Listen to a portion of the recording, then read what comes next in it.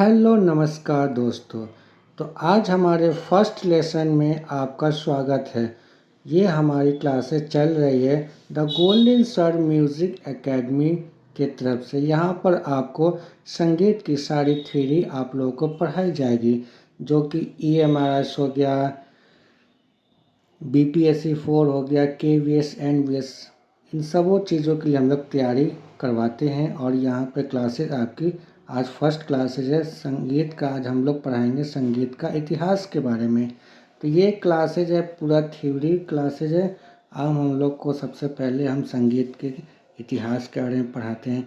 तो सबसे पहले चीज़ है कि संगीत क्या है। इसको इंग्लिश में बोलते हैं म्यूज़िक।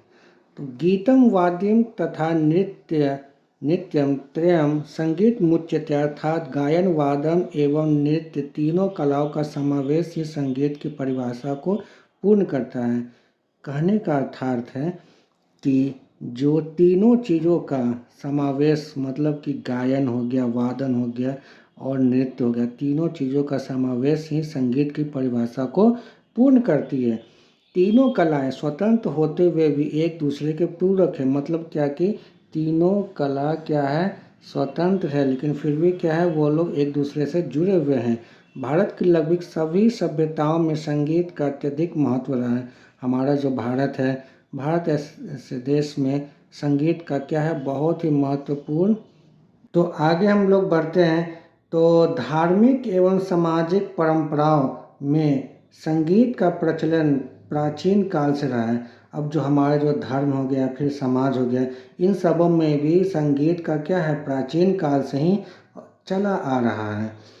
संगीत भारतीय संगीत की आत्मा मानी जाती है। मतलब कि कहा जाता है संगीत क्या है, भारतीय संस्कृति की आत्मा मानी जाती है। वैदिक काल में आध्यात्मिक संगीत को मार्गी तथा लोक संगीत को देसी कहा गया है। अब देखिए, इसमें दो चीज़ बातें निकल रही है। वैदिक काल के अनुसार आप देखिएगा तो संगीत को क्या कहा गया है, मार्गी कहा गया है, और लोक संगीत को क्या कहा गया है, देसी कहा जाता है।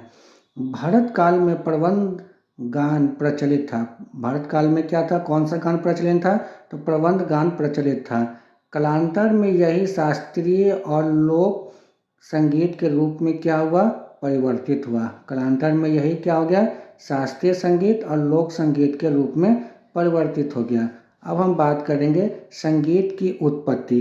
तो धरती पर संगीत की शुरुआत कब और कैसी हुई, तो इसकी प्रामाणिकता के पक्ष में हमारे पास पुख्ता, ठोस तथा फिलहाल नहीं है। इसका कोई प्रमाण हमारे पास नहीं है। फिर भी हमारे कुछ विभिन्न धर्मों या ग्रंथकारों एवं अनुसंधानकर्ताओं ने इस संबंध में अपना अपना दृष्टिकोण प्रस्तुत किया है, जो इस प्रकार है। तो अब संगीत के बारे में तो हो गया, इतिहास पढ़ा आपने संगीत की उत्पत्ति। और जब आगे हम पढ़ेंगे धार्मिक दृष्टिकोण, जो कि हमारे अगले क्लास में यह होगी। यही आप लोग कमेंट बताइएगा कि ये फर्स्ट क्लास था, थ्योरी क्लास, आप लोगों को कैसा लगा। किसी चीज़ के बारे में जानकारी चाहिए तो कमेंट बॉक्स में आप लोग लिख सकते हैं। द गोल्डन स्वर म्यूज़िक एकेडमी जो है, इसमें आप सबों का बहुत ही मोस्ट वेलकम रहेगा। तो सभी को धन्यवाद। ये क्लास यहीं पे बंद होती है।